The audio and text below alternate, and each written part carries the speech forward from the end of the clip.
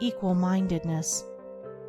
To be equally minded is to be peacefully minded, for a man cannot be said to have arrived at peace who allows his mind to be disturbed and thrown off the balance by occurrences. The man of wisdom is dispassionate, and meets all things with the calmness of a mind in repose and free from prejudice. He is not a partisan, but having put away passion, and is always at peace with himself and the world, not taking sides nor defending himself, but sympathizing with all. The partisan is so convinced that his own opinion and his own side is right, and that all goes contrary to them is wrong, that he cannot think there is any good in the other opinion and the other side. He lives in a continual fever of attack and defense, and has no knowledge of the quiet peace of an equal mind.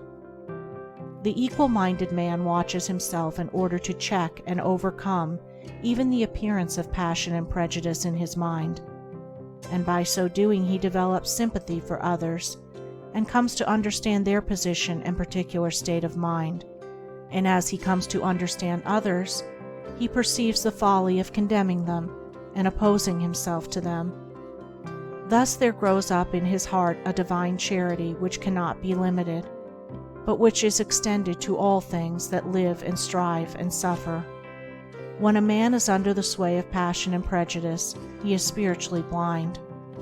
Seeing nothing but good in his own side, and nothing but evil in another, he cannot see anything as it really is, not even his own side, and not understanding himself, he cannot understand the hearts of others, and thinks it is right that he should condemn them. Thus there grows up in his heart a dark hatred for those who refuse to see him and who condemn him in return. He becomes separated from his fellow man, and confines himself to a narrow torture chamber of his own making.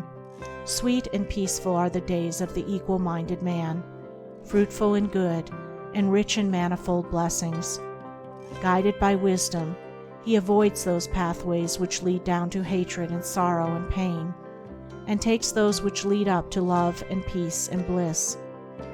The occurrences of life do not trouble him, nor does he grieve over those things which are regarded by mankind as grievous, but which must befall all men in the ordinary course of nature.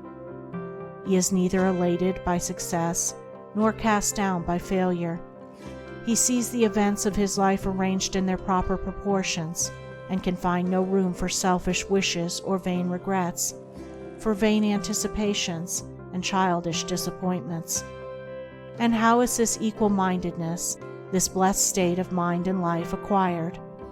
Only by overcoming oneself, only by purifying one's own heart, for the purification of the heart leads to unbiased comprehension.